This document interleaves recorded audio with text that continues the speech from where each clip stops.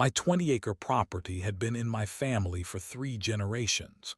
The rolling pastures, mature oak trees, and the large red barn standing proudly against the horizon represented everything I loved about rural living.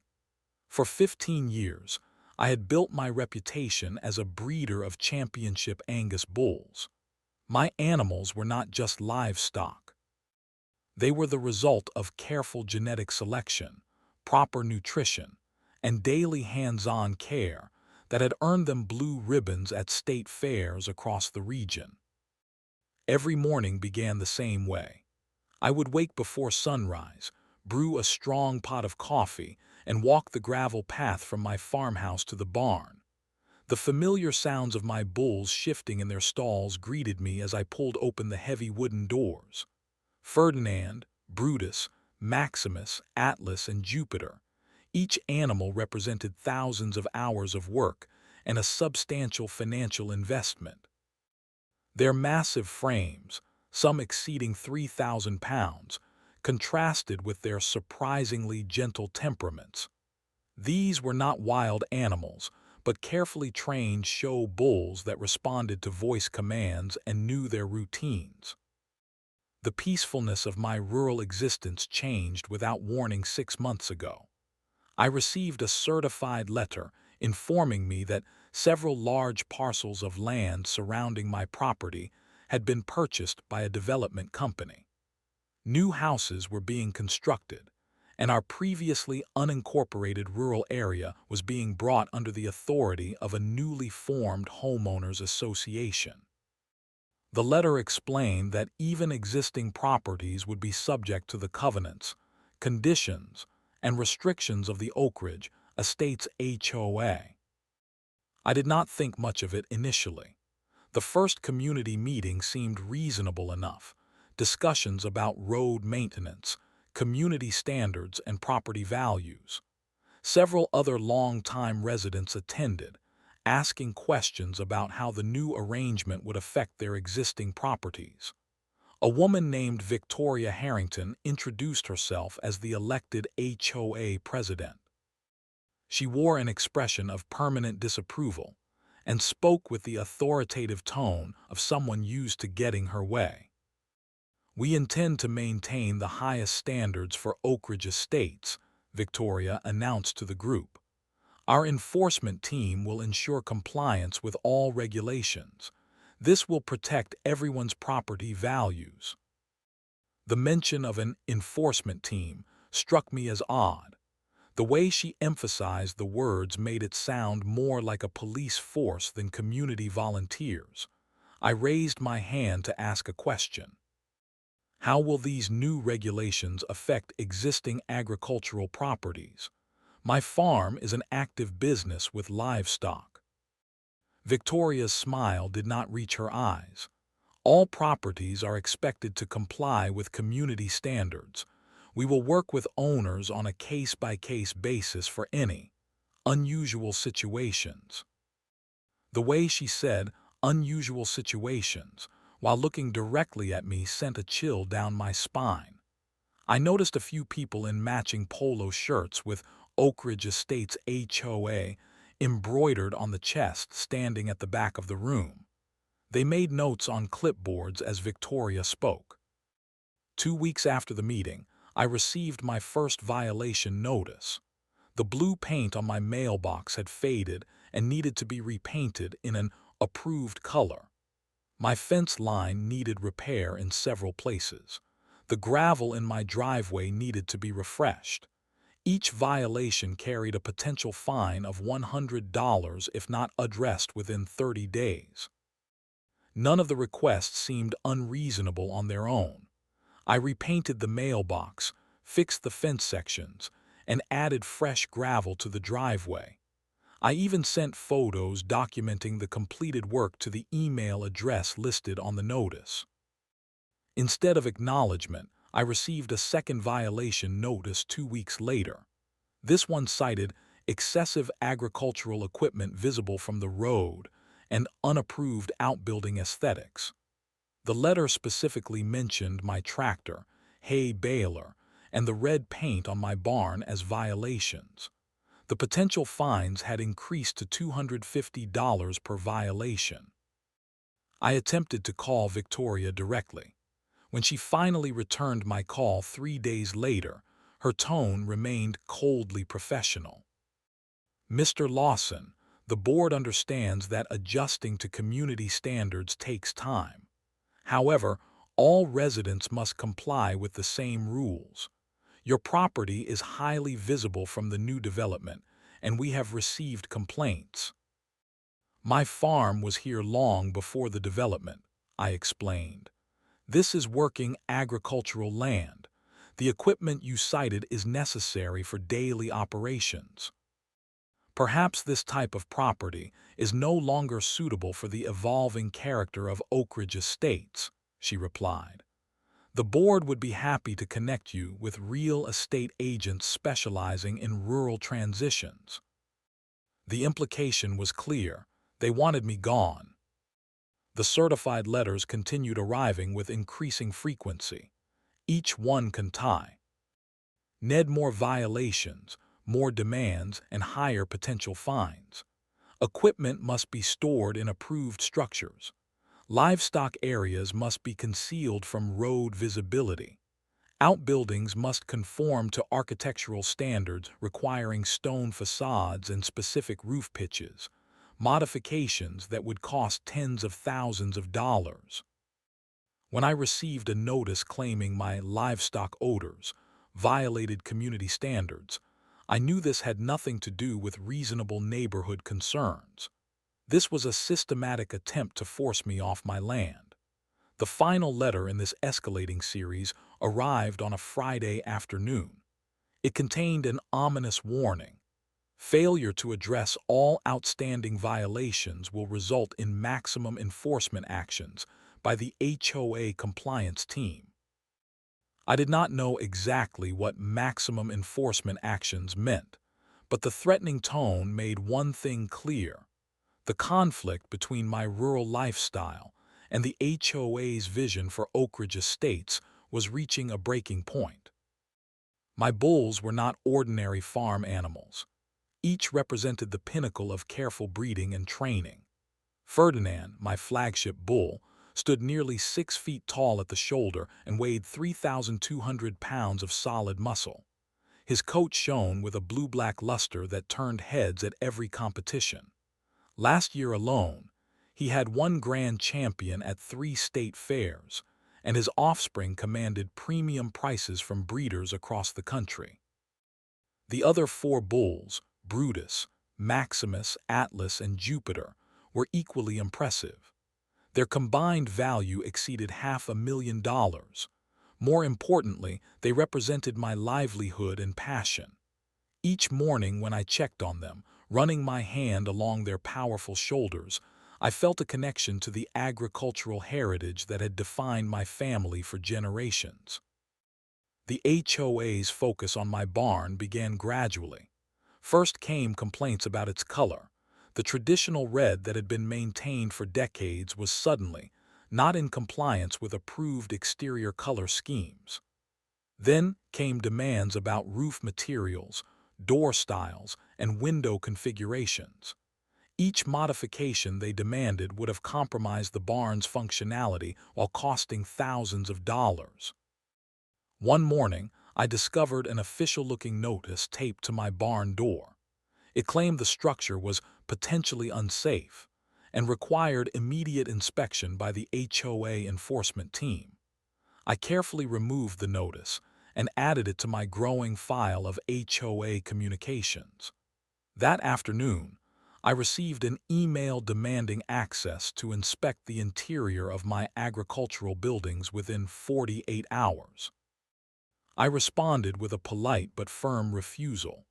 As an active agricultural operation, my barn and equipment buildings contain valuable livestock and machinery. Access is limited to authorized personnel only. If you have specific concerns about structural safety, please provide details in writing.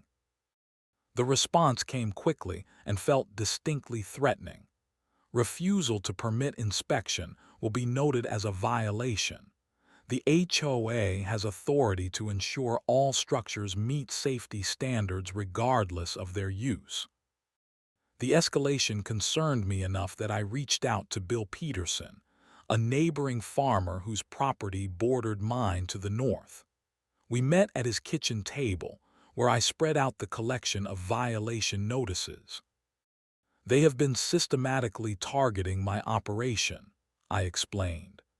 "Each demand seems designed to be either prohibitively expensive or functionally impossible for an agricultural property." Bill studied the notices with a frown. "This is not right. Agricultural properties have specific protections under county ordinances. An HOA cannot simply override established agricultural use." Bill introduced me to several other local farmers who had faced similar pressures from developers and regulatory bodies. They shared stories of resistance and pointed me toward county resources that specifically protected established agricultural operations from unreasonable restrictions. Armed with this new information, I requested a face-to-face meeting with Victoria and the HOA board. We agreed to meet at my property so they could better understand my concerns. Victoria arrived with two men in matching HOA polo shirts. She barely masked her distaste as we walked along the fence line near my pasture. "As you can see," I explained, "this is a working farm that predates the development by decades. County ordinances specifically protect established agricultural operations like mine." Victoria's expression hardened. "Mr. Lawson, perhaps you do not understand how things work now. Oak Ridge Estates has certain standards.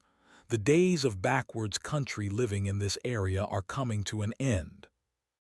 "My operation is perfectly legal and complies with all actual agricultural regulations," I countered. One of the men with Victoria spoke up. "We have received multiple complaints about odors, unsightly animals, and decreased property values due to our facility. These are prize-winning bulls valued at hundreds of thousands of dollars," I replied. "They are meticulously maintained, as is my entire property." Victoria stepped closer, lowering her voice. "Between us, Mr. Lawson, this land would be much better utilized as part of the planned expansion for Oak Ridge Estates. Phase 2 requires additional parcels, and your property is ideally situated. I suggest you consider your options carefully." The true motivation behind the harassment suddenly became clear. This was not about mailbox colors or barn aesthetics. Victoria or her associates wanted my land for development. The HOA violations were merely a tool to pressure me into selling. 3 days after this confrontation, a courier delivered a large envelope marked urgent, compliance required. Inside was an official-looking document with the Oak Ridge Estates letterhead. It stated that my property had been found in severe and multiple violations of community standards. The document demanded the removal of all livestock from the property within 30 days and threatened daily fines of $500 for noncompliance. At the bottom, in bold text, was the final threat: "Failure to comply will result in maximum enforcement measures and potential legal action for recovery of fines and costs." This was no longer about petty harassment. This was an existential threat to my way of life and livelihood. The HOA was demanding I effectively shut down my entire operation. As I read through the document a second time, I realized this would require a much more serious response than polite compliance or gentle pushback. If Victoria and her enforcement team wanted a fight, they were going to get one. That night, I could not sleep. The ultimatum from the HOA kept running through my mind. The demand to remove my bulls within 30 days was not just unreasonable, it was impossible. Finding appropriate facilities for 5 champion bulls would take months of planning, not to mention the devastating impact on my breeding program and livelihood. By dawn, I had made my decision. I would not be intimidated off my land. If the HOA wanted to play hardball, I needed to understand exactly what legal ground I stood on. I spent the entire day researching county ordinances, state agricultural protection laws, and the limits of HOA authority. The dining room table disappeared under printouts of legal statutes and court cases. What I discovered gave me hope. Our state had strong agricultural protection laws designed specifically to prevent situations like mine. The right to farm statute explicitly protected established agricultural operations from new restrictions imposed by changing land use in surrounding areas. Even more importantly, I found a specific county ordinance that exempted existing agricultural properties from certain HOA covenants if the agricultural use predated the establishment of the HOA. Armed with this initial research, I contacted Sarah Reynolds, an attorney specializing in property rights and agricultural law. She agreed to meet me the following morning. I arrived at her office with my bulging folder of HOA communications and legal research. Sarah reviewed the documents carefully, occasionally making notes or asking clarifying questions. When she finished, she looked up with a determined expression. "They are way out of bounds here," she stated firmly. "Your property has clear protection under both state law and county ordinances. The agricultural exemption applies specifically to situations like yours where farming operations predate newer residential development." "So the HOA cannot force me to remove my livestock?" I asked. "Not legally, no. But that does not mean they will not try other tactics," Sarah warned. "Based on these communications, I am concerned they might attempt to assert their authority through less legitimate means." "What do you suggest?" "First, we document everything, every communication, every violation notice, every interaction. Second, we formally notify them of the legal protections that apply to your property. And third," she said with particular emphasis, "we secure your property against potential unauthorized entry." Sarah's mention of unauthorized entry had not occurred to me, but it made perfect sense given the escalating nature of the HOA's tactics. That afternoon, I drove to the hardware store and purchased no trespassing signs, which I installed at 20-foot intervals along my entire property line. The bright red letters made the message unmistakable: private property, no trespassing, agricultural operation, violators will be prosecuted. Next, I contacted a security company that specialized in rural properties. Within 3 days, they had installed a comprehensive camera system covering my entire property. High-definition cameras monitored the driveway entrance, all fence lines, the house perimeter, and most importantly, multiple angles of the barn and bull pens. The system allowed remote monitoring through a smartphone app, providing instant notifications of any movement in restricted areas.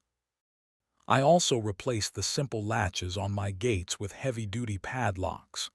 The barn received particular attention: new reinforced hinges, upgraded locks, and additional interior lighting that would provide clear visibility for the security cameras. While I fortified my defenses, Sarah drafted a formal legal notice to the HOA.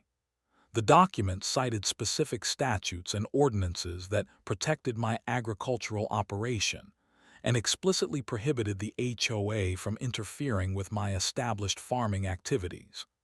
It concluded with a clear warning that any attempt to enforce invalid restrictions would be met with immediate legal action.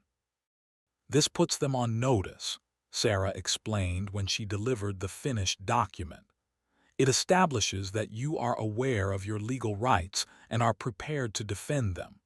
Most importantly, it creates a paper trail showing they were formally informed of the legal limitations on their authority.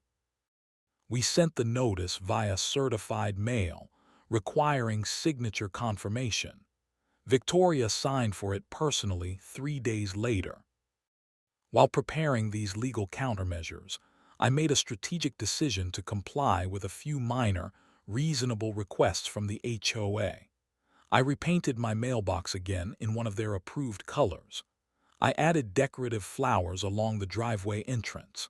I even power washed the exterior of my house. These visible concessions served a dual purpose.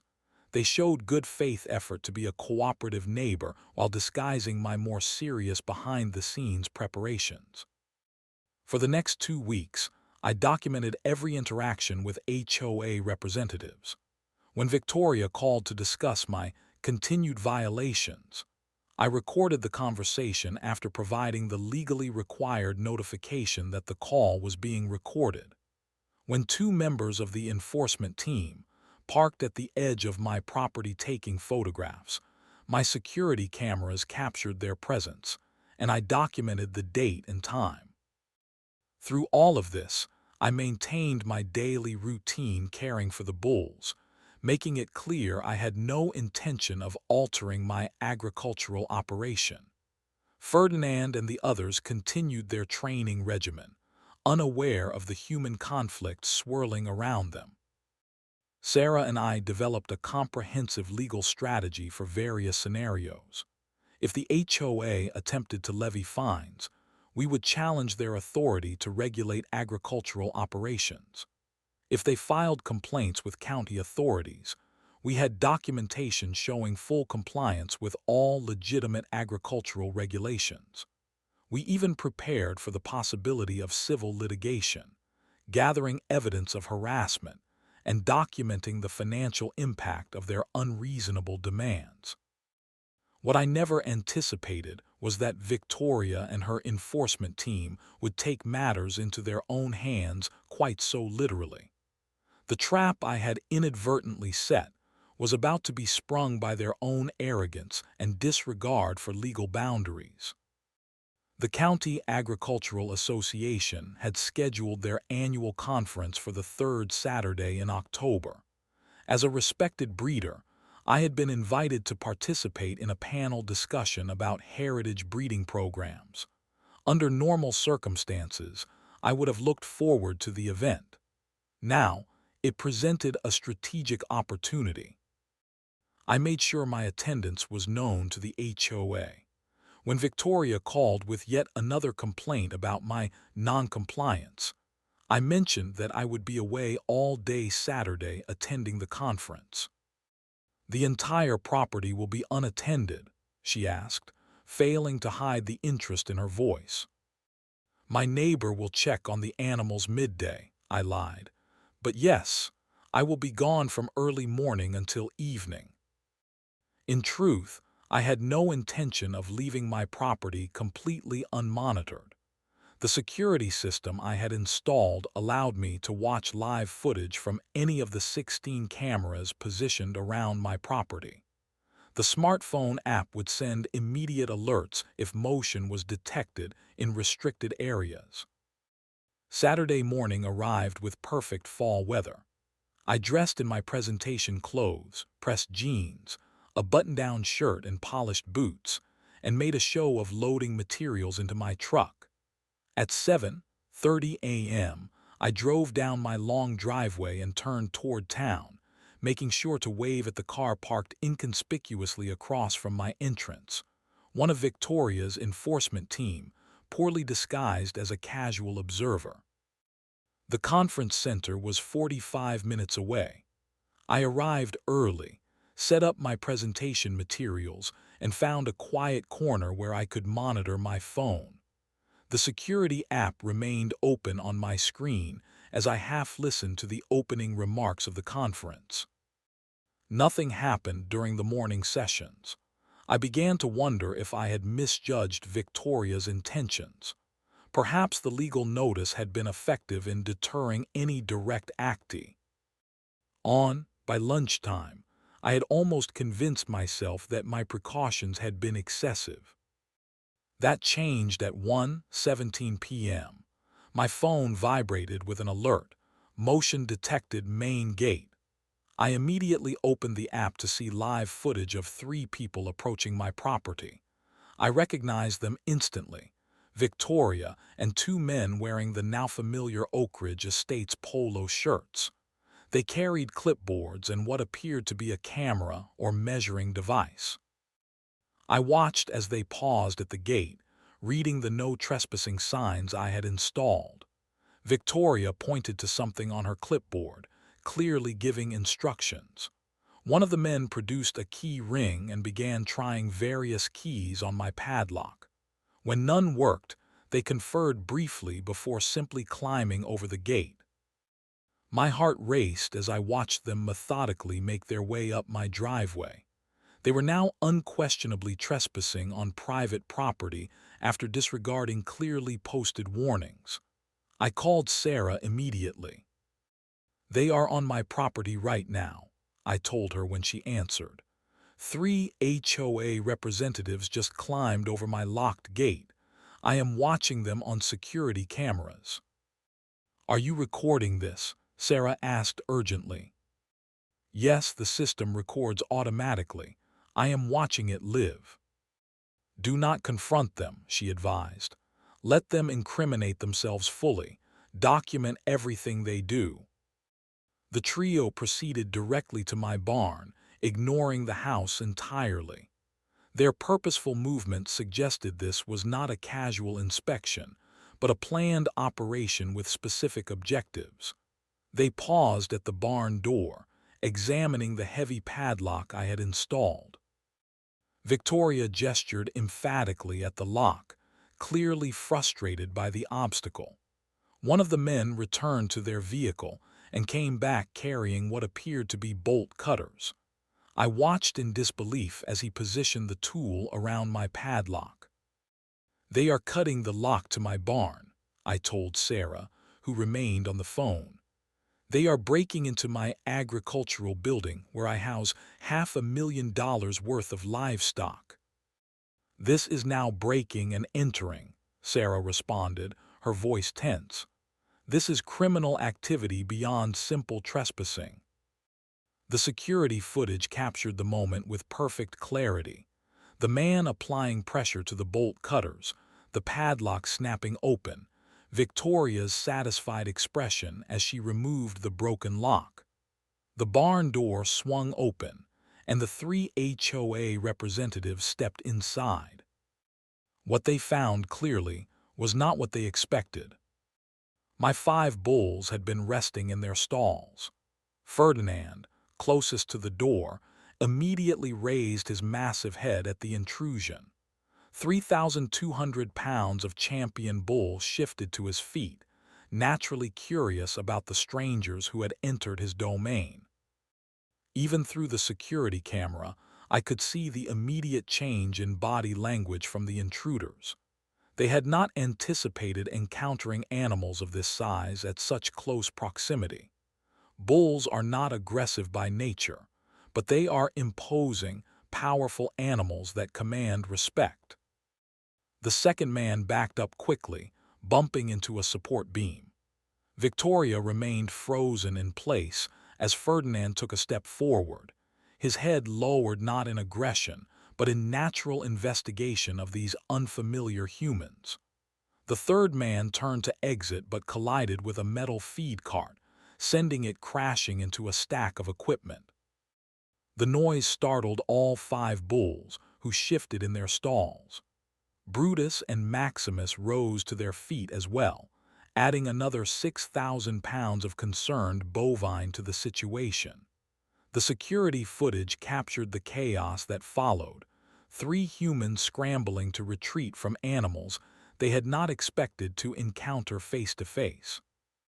In their panic, they knocked over equipment, slipped on the barn floor, and collided with each other trying to reach the exit. One man fell completely, sliding across the concrete on his hands and knees before regaining his footing. Victoria's clipboard went flying, papers scattering across the barn floor. The third man's polo shirt caught on a protruding nail, tearing audibly as he yanked himself free. Throughout this panicked retreat, the bulls remained surprisingly calm. They were well-trained show animals accustomed to strange environments. Their movement was more curious than threatening, but to untrained eyes, the shifting of such massive animals in a confined space must have appeared terrifying. The entire encounter lasted less than 2 minutes. The three HOA representatives burst out of the barn and ran toward their vehicle, abandoning any pretense of authority or dignity. Victoria limped slightly, perhaps from twisting her ankle in the hasty retreat. One man had visible scrapes on his palms from his fall. "They have left the barn," I told Sarah, who had been listening to my running commentary. "They cut my lock, entered illegally, and are now fleeing the property. It is all recorded in high definition." "I am on my way to meet you," Sarah replied. "Do not delete any footage. This changes everything." I left the conference immediately, apologizing to the organizers for my sudden departure. The 45-minute drive home felt interminable. When I finally turned into my driveway, the broken padlock still hung from the barn door, tangible evidence of the illegal entry. My first concern was for the bulls. I entered the barn cautiously, unsure how agitated they might be after the intrusion. To my relief, all 5 animals appeared calm. Ferdinand watched me with his usual intelligent gaze as I approached his stall. I checked each animal thoroughly, finding no signs of injury or distress. The barn itself had not fared as well. The feed cart lay on its side, contents spilled across the floor. A storage shelf had been knocked askew, tools scattered. Most concerning was the damage to the barn door itself. The forced entry had splintered the wood around the lock mechanism. I walked the entire property, documenting the evidence of trespassing with my phone camera. Footprints clearly showed where they had climbed over the gate. The broken padlock provided irrefutable evidence of breaking and entering. Inside the barn, Victoria's abandoned clipboard contained a printed inspection checklist with my address and property details, evidence that this was a planned operation, not a spontaneous decision. Most valuable of all was the security footage. I downloaded all camera feeds to multiple devices to ensure nothing could be lost or corrupted. When Sarah arrived an hour later, we reviewed the footage together on my laptop. "This is extraordinary," she said as we watched the HOA representatives flee the barn. "They have committed multiple criminal offenses on camera: trespassing, destruction of property, breaking and entering, all clearly documented." "What do we do now?" I asked. Sarah closed the laptop with a determined expression. "Now we take this to the authorities, and then we make sure the entire community sees exactly what kind of people are running their HOA." The tables had turned completely. What had begun as harassment against me had transformed into documented criminal activity by the HOA leadership. The enforcement team that had terrorized me for months had finally overstepped in a way that could not be explained away or justified. They had broken the law, damaged my property, and endangered valuable livestock, all captured in unambiguous video evidence. The next move was ours, and we would make it count. The morning after the break-in, I awoke at dawn to assess the full extent of the damage in proper daylight.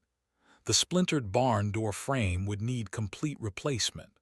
The contents of the overturned feed cart had spoiled overnight and needed to be discarded. Various tools and equipment lay scattered across the concrete floor, some broken beyond repair. Outside, the trampled landscaping showed clear evidence of their hasty retreat: crushed plants, disturbed gravel, and even a dropped car key that I collected as additional evidence. I documented everything meticulously with my phone camera, taking both wide shots and close-ups of specific damage. The broken padlock remained where it had fallen, a stark symbol of the violation that had occurred. I estimated the physical damage alone would cost several $1,000s to repair. Sarah arrived at 9 o'clock, accompanied by a professional photographer who specialized in documentation for legal proceedings. He captured additional images of all damaged areas, creating a comprehensive visual record that would later prove invaluable. "We need to file a police report immediately," Sarah advised. "Breaking and entering is a serious criminal offense. The video evidence makes this an exceptionally clear case."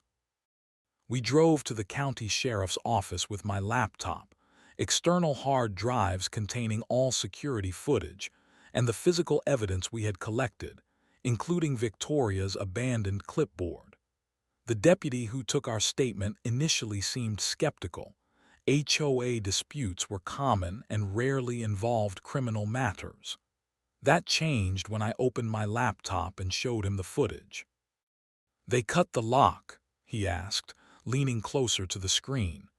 "And they had no warrant or legal authority to enter your property?" "None whatsoever," Sarah confirmed. "My client had explicitly denied them access previously, both verbally and in writing. The property is clearly marked with no trespassing signs. They bypassed a locked gate and then destroyed a padlock to gain entry to a secured agricultural building." The deputy called his supervisor, who reviewed the footage with growing concern. By the end of our 2-hour meeting, they had taken formal statements, accepted copies of all video evidence, and opened an official investigation into criminal trespassing and breaking and entering. "We will need to interview all 3 individuals identified in the footage," the supervisor explained. "Given the clarity of the video evidence, I would expect this to move forward to the prosecutor's office quickly." From the sheriff's office, we went directly to Sarah's law firm, where she assembled a team to prepare multiple legal actions. The most immediate was a civil lawsuit against the HOA, Victoria personally, and the 2 men who had accompanied her. The suit alleged trespassing, property damage, harassment, emotional distress, and interference with an agricultural business. "We will file for an emergency injunction as well," Sarah explained.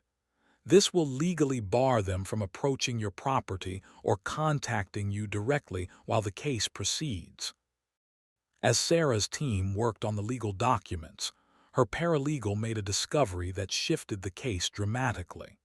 While researching the HOA's legal standing, she found that the Oak Ridge Estates HOA had never properly filed amendments to include my property in their jurisdiction. The original HOA covenant covered only the new development parcels, not existing properties like mine. "They have been operating under false authority from the beginning," Sarah explained, showing me the documents. "They had absolutely no jurisdiction over your property. Every violation notice, every fine, every demand was issued without legal standing." The case grew even more interesting when we discovered Victoria's connection to Oak Ridge Development Partners, the company constructing the new subdivision. Public records revealed she owned a significant stake in the company and stood to profit substantially from its expansion. The HOA harassment suddenly made perfect sense. Victoria had a direct financial interest in acquiring my property for future development.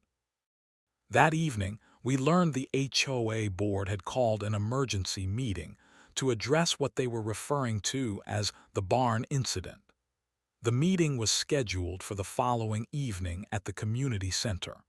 All Oak Ridge Estates residents were encouraged to attend.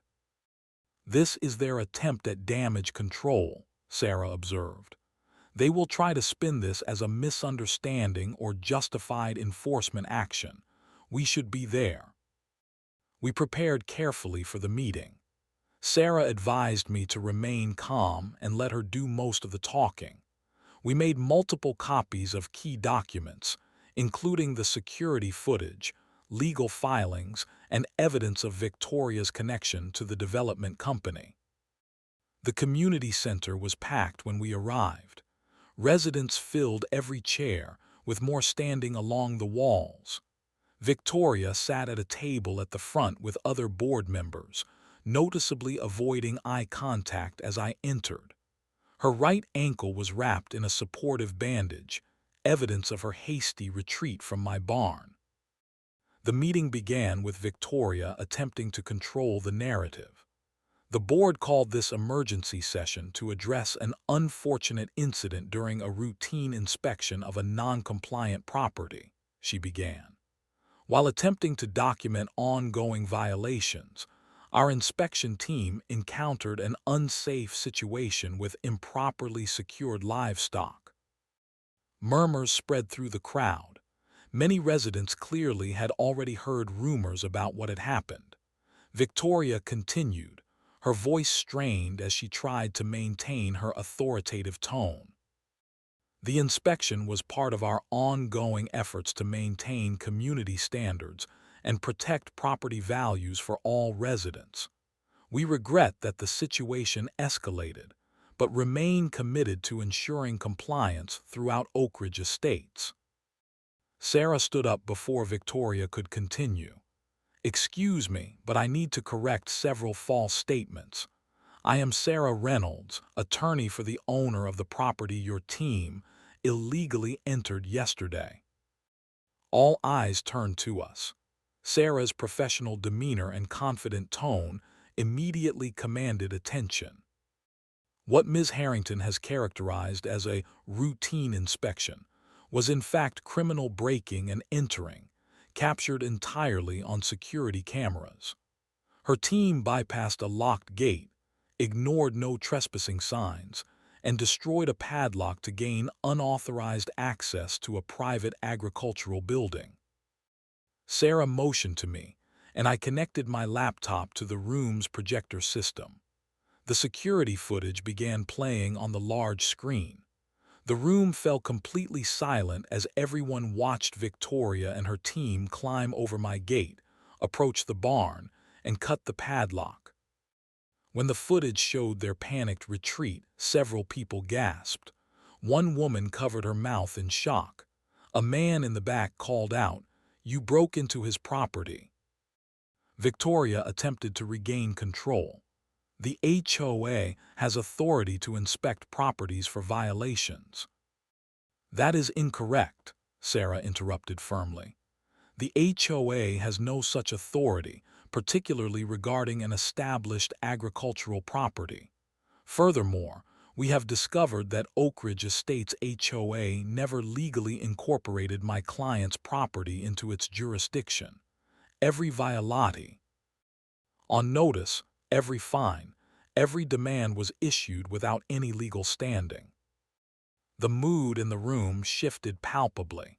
Residents began whispering to each other, many looking at Victoria with new suspicion.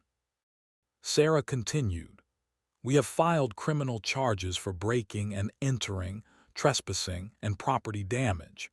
We have also initiated civil action against the HOA and the individuals involved. But perhaps most concerning is what we discovered about the motivation behind these actions." I connected a second set of documents to the projector. Property records, business filings, and development plans appeared on screen.